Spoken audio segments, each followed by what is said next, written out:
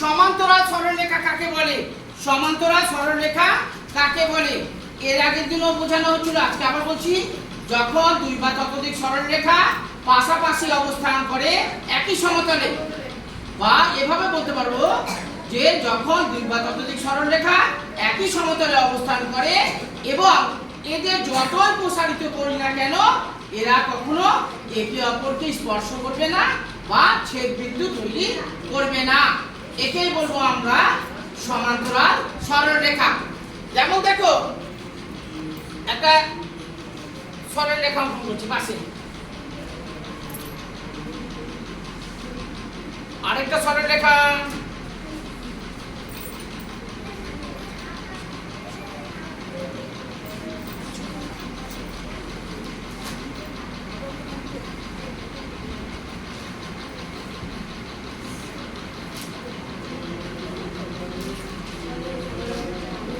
এবার নাম দিয়ে দিই, ঠিক আছে? কালার একটু চেঞ্জ করে দিলাম।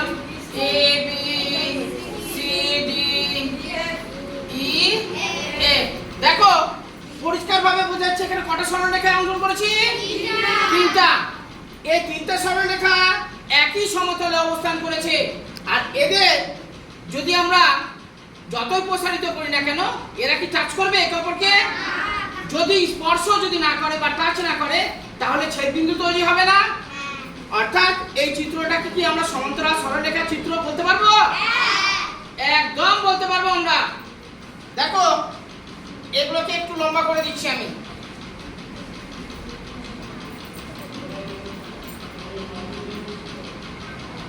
এরা কি স্পর্শ করছে? স্পর্শ করছে না।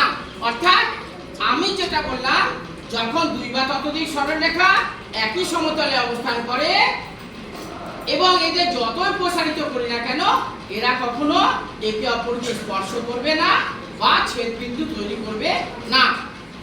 একে বলবো আমরা সমান্তরাল সরলরেখা। আর এটা হচ্ছে সমান্তরাল সরলরেখার চিত্র। কারো কোনো বুঝতে অসুবিধা? অসুবিধা নেই। এবার দেখো লাস্টে একটা অঙ্ক দেওয়া আছে। একটি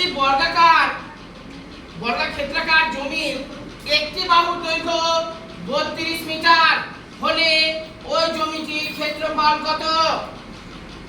কিসের? দেখো ভালো করে যদি আমরা দেখি, বর্গাক্ষেত্রাকার কি বার করতে বলেছে? লাস্ট লাইন পড়তে গেলে বুঝতে পারবো ক্ষেত্রফল বার করতে বলেছে, তাই না? যখনই আমাদের এই ধরনের অঙ্ক থাকবে তখন আমাদের প্রথম কাজ হচ্ছে, এটাকে একটু মুছে ফেলছি।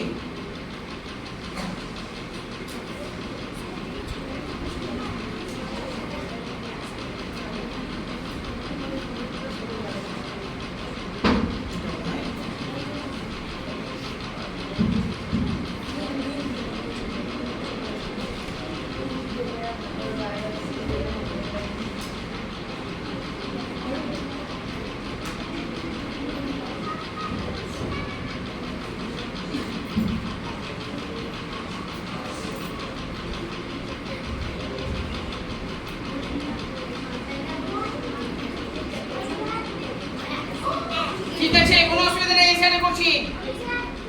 চলেছ?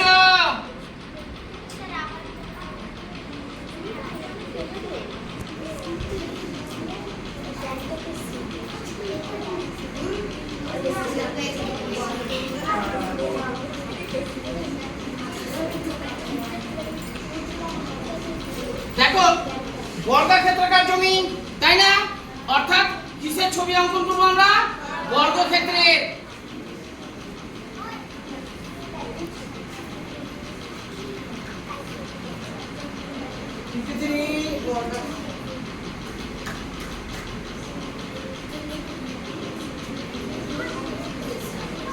দেখো একেবারে কিন্তু সমান রয়েছে, তাই না? বলেছে একটি বাহুর দৈর্ঘ্য কত? একটি বাহুর দৈর্ঘ্য হচ্ছে আমাদের 32। বর্গক্ষেত্রের একটি বাহুর দৈর্ঘ্য 32 হলে অন্যান্যগুলো কি হবে? 32 হবে। অর্থাৎ এটা হচ্ছে আমাদের 32 মিটার। এটা হবে কত? 34 না 36? 34। কে বলে 36? 32 হবে। সবগুলোরই একই দৈর্ঘ্য। এটাও 32 মিটার, এটাও 32 কি বার করতে বলেছে? ক্ষেত্রফল। আমাদের বার করতে বলেছে ক্ষেত্রফল। বর্গক্ষেত্রের ক্ষেত্রফলের নিয়ম কি বলেছিলাম আমি? বাহু গুণ বাহু। বর্গক্ষেত্রের ক্ষেত্রফল, হাতে লেখা বুঝতে অসুবিধা হচ্ছে বাবা? ক্ষেত্রফল সমান সমান বাহু গুণ বাহু। একটা বাহুর দৈর্ঘ্য কত? 32 মিটার গুণ 32 মিটার গুণ করে কত হবে? 1024 124 টা বাবা। এবার কি লিখবো? মিটার, বর্গ মিটার। এবার আমরা কি লিখবো? বর্গ মিটার। বোঝা গেছে? বর্গ মিটার জায়গায় মিটার দিলে কিন্তু ভুল হয়ে যাবে। একক অবশ্যই আমাদের সঠিক লিখতে হবে। একক যদি না লিখি, ভেবে না বর্গ মিটারও লিখলাম না, মিটারও লিখলাম না, তাহলে কিন্তু চলবে না। একক অবশ্যই আমাদের লিখতে হবে। যেহেতু এটা প্রশ্নের অঙ্ক, সেই জন্য আমাদের কি লিখতে হবে? উত্তর কিন্তু অবশ্যই লিখতে হবে।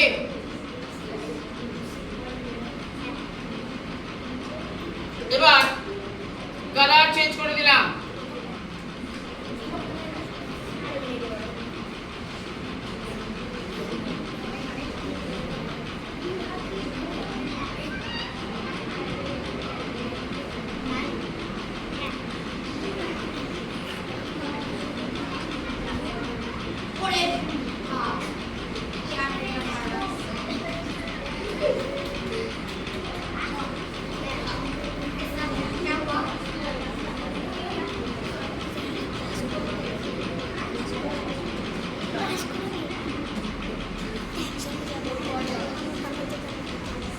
দেখো, আমরা উত্তরটা এখানে লিখছি।